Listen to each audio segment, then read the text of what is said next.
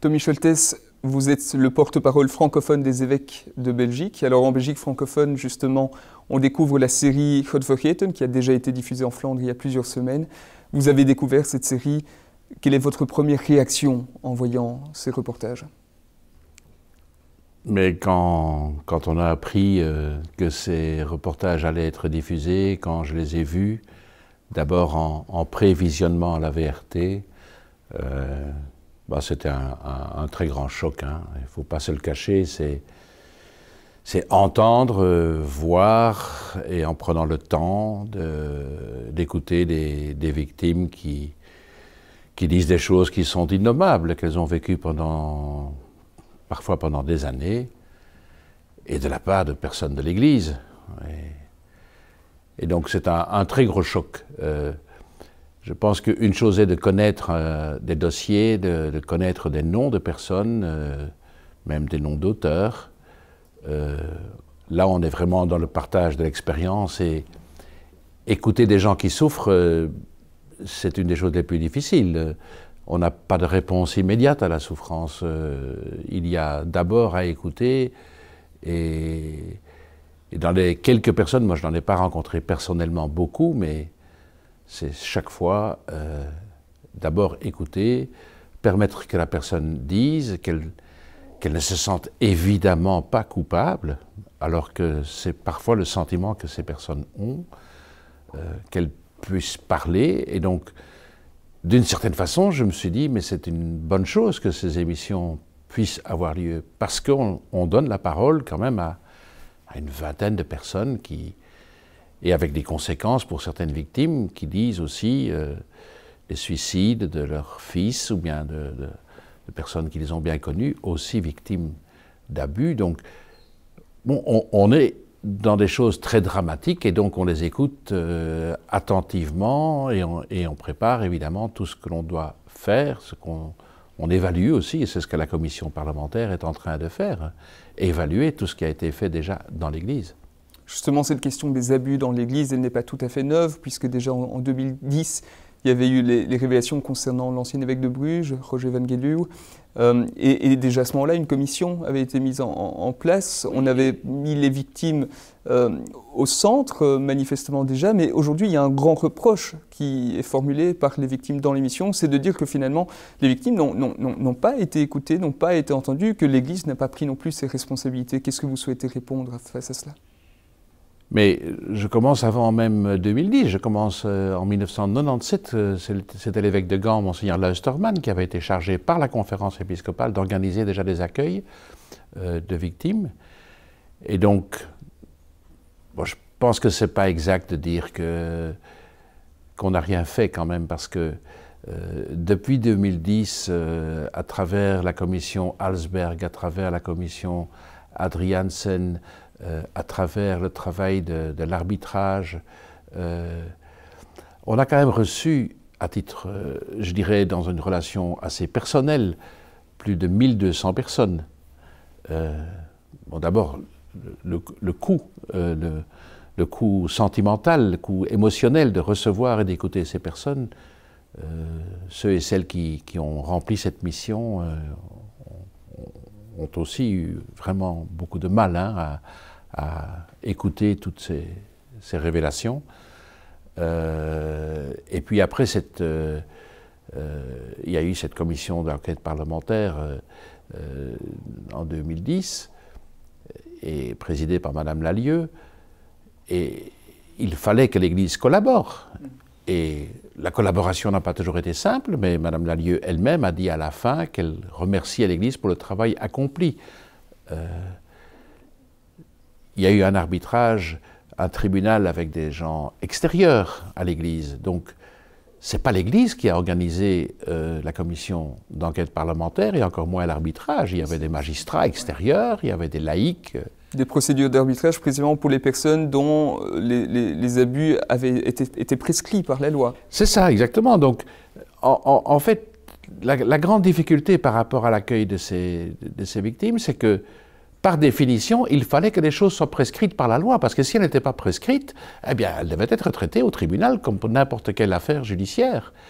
Et donc parfois c'était pas si évident d'établir la prescription. Mais voilà, donc l'Église est allée au-delà finalement de son devoir en termes juridiques, mais elle estimait avoir un devoir moral de le faire, et je m'en réjouis évidemment.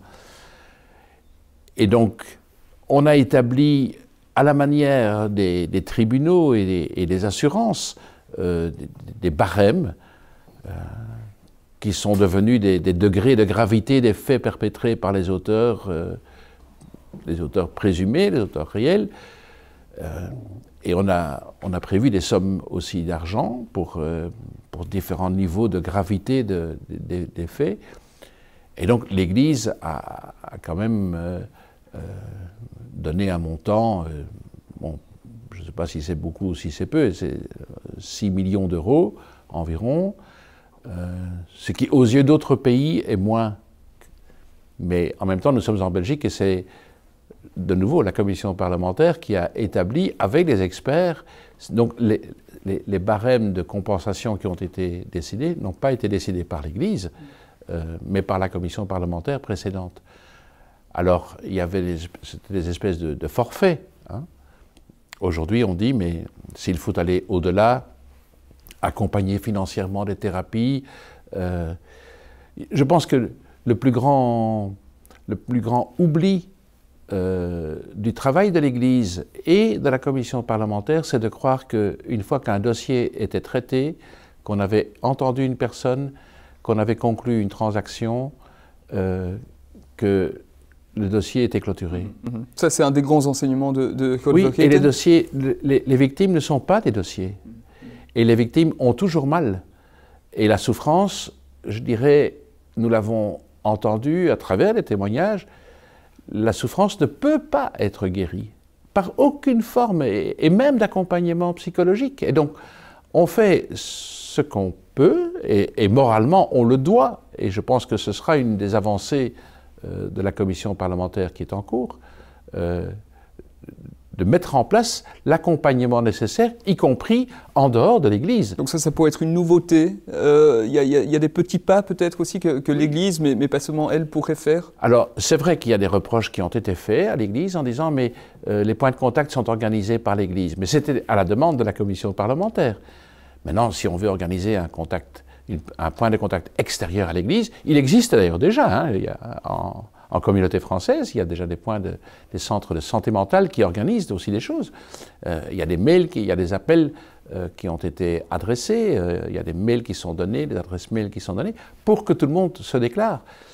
Et donc, dans un accompagnement, je dirais, revu, il y a toute la question qui est très compliquée juridiquement, qui est la question de la prescription.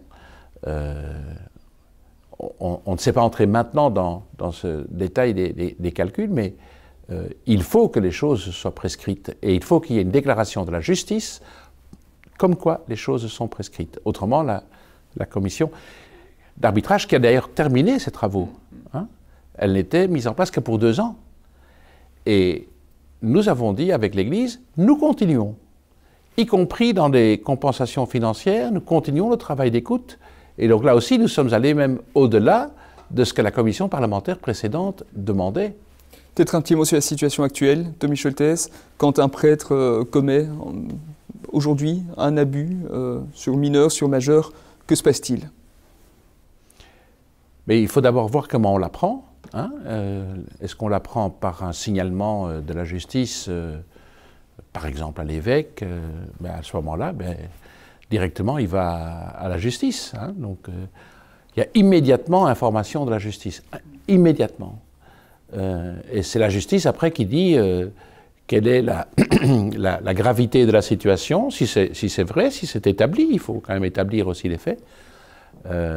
Et puis, en général, l'évêque prend des mesures provisoires de suspension. Et dans ce cas-là aussi, l'évêque ou le diocèse se déclare partie civile au procès de manière à être informé, parce que si on n'est pas partie civile à la cause, on n'a pas le droit à l'information. Et c'est aussi une manière de comprendre tout ce qui s'est passé chez cet auteur dont on parle à ce moment-là. Et donc il y a immédiatement information du parquet, il n'y a plus, et qu'on soit très clair là-dessus, jusqu'il y a une quinzaine d'années, il y a eu des gens qui étaient déplacés. Ça n'existe plus. Ça, je peux vraiment l'affirmer, qu'on ne dise pas que cela se fait encore. Non, ça ne se fait plus. En Belgique, toute l'Église, les diocèses, les congrégations, sont tous sur la même ligne. On est vraiment sur la même ligne et je souligne que, vous dites bien, hein, pour l'Église, les évêques et les congrégations religieuses, nous sommes sur la même ligne. Et dans le cas concret, c'est difficile parce qu'il y a des petites congrégations religieuses. Bon, c'est un secret pour personne, il n'y a pas beaucoup de vocations dans les congrégations religieuses. Il y a des toutes petites congrégations dont les responsables sont parfois très loin, dont certains responsables sont très âgés. Et il y a quelques cas compliqués de gens qui sont à l'étranger, qu'on essaye de faire revenir. Il y a même des commissions rogatoires qui sont parties de la Belgique aller vérifier des choses, par exemple au Brésil. Et donc, là, dans le détail, nous ne savons pas toujours ce qu'il en est. Mais nous sommes derrière et nous voulons que les choses soient éclaircies. Mais les procédures judiciaires, elles aussi, elles prennent leur temps. Mais si quelqu'un est accusé, et donc il faut aussi être prudent, il y a eu aussi des gens qui ont été acquittés. Hein, donc mais il y a eu des prêtres qui sont passés par la case prison dans les dernières années, et c'est tout à fait normal, ou des amendes. On a même mis en place un système je dirais de révision, de supervision. Personne ne reçoit, après avoir été au tribunal, après avoir eu une sanction disciplinaire et judiciaire, personne ne reçoit une nouvelle nomination, certainement pas dans un milieu où il y aurait des jeunes, évidemment, mais quelle que soit la nomination, elle est soumise à un conseil de supervision dans lequel le parquet intervient aussi en disant « ça, c'est quelque chose que la personne peut faire ». Il faut reconnaître aussi que beaucoup de personnes qui ont été auteurs, d'abord sont décédées, ce sont énormément de choses très anciennes, et deuxièmement, si les personnes ne sont pas décédées, elles sont peut-être à l'âge de la pension, et on peut aussi reconduire quelqu'un à l'état laïque, même s'il est à l'âge de la pension, et cela a été fait. Hein. Par exemple, à Anvers, il y a eu un prêtre de 92 ans qui a été reconduit à l'état laïque. Une dernière question, Tommy Scholtes, qu'est-ce qui est fait aujourd'hui avec les futurs prêtres, les séminaristes? Est-ce qu'ils sont formés, sensibilisés à ces questions ou éventuellement screenés pour éventuellement repérer ceux qui auraient des fragilités ou qui présenteraient des vrais risques en matière d'abus? Alors clairement, dans l'admission de quelqu'un au séminaire ou dans une congrégation religieuse, on est en général dans des formations un peu plus longues, et on a plus le temps de faire la connaissance de quelqu'un qui se présente comme candidat.